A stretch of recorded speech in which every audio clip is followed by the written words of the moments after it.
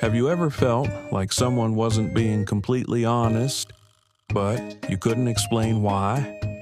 That feeling isn't random. You're picking up on body language. The problem is, most people notice signals, but they don't know how to read them. In the next 5 minutes, I'm going to show you how to read people fast. Not by memorizing dozens of signs, but by understanding a few patterns that actually matter. The golden rule: never judge body language based on one signal. Always look for clusters. Anyone can cross their arms because they're cold. Anyone can look away because they're thinking. But when multiple signals point in the same direction, that's when you can trust what you're seeing. Think of it like evidence. One clue means nothing. Multiple clues tell a story. Signal 1: confidence versus insecurity. Confident people move differently. They take up space naturally, keep their shoulders back, move slower, use controlled gestures. Nothing feels rushed. Now compare that to insecurity.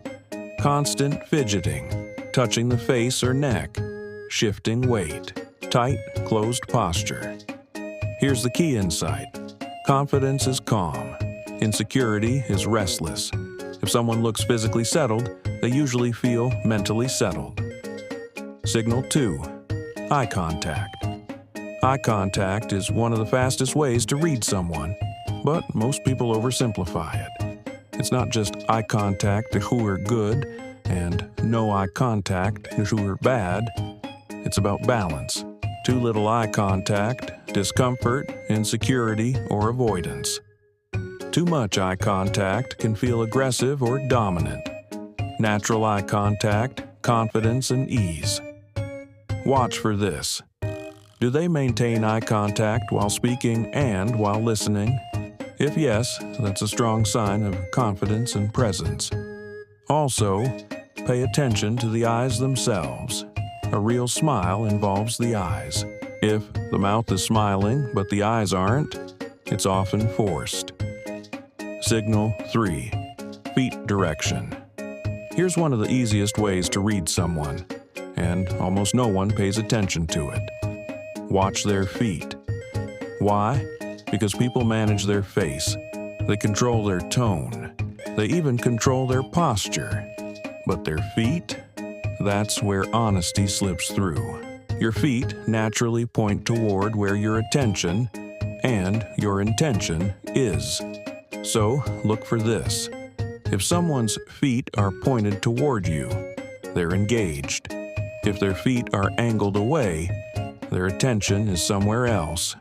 And if their feet are pointed toward an exit, they're ready to leave, even if they're still talking to you. Here's where it gets interesting. If someone's upper body is facing you, but their feet are turned away, their words say, "I'm here," but their body says, "I'm leaving." And in body language, the body usually wins. This is especially useful in networking dates meetings, because you can instantly tell who's actually interested and who's just being polite. Signal 4: mirroring behavior. When people feel comfortable with you, something interesting happens. They start to mirror you. This means they subconsciously copy your posture, gestures, energy. If you lean in, they lean in. If you speak calmly, they match your tone. Mirroring is a strong signal of comfort, trust, connection. And here's a pro tip. If you subtly mirror someone, it can actually increase rapport. Signal 5: self-soothing behavior. Finally, look for something called self-soothing behavior. These are small actions people do to calm themselves when they feel uncomfortable, stressed, or unsure. And the key is, most of this happens subconsciously. Watch for things like touching the neck or face, rubbing hands together, adjusting clothing repeatedly, fidgeting with objects. These movements are the body's way of saying, I'm not fully comfortable right now. Now, this doesn't automatically mean someone is lying. It could mean they're nervous. They feel pressure, or they're unsure about the situation. But when you combine this with other signals, remember, clusters, you start to get a much clearer picture of how someone actually feels. To recap, if you want to read body language fast, remember this. Look for clusters, not single signals. Confidence is calm. Insecurity is restless. Watch eye contact balance. Feet reveal true intention. Mirroring shows connection. Inconsistency is a red flag. You don't need 50 rules. You just need to notice patterns.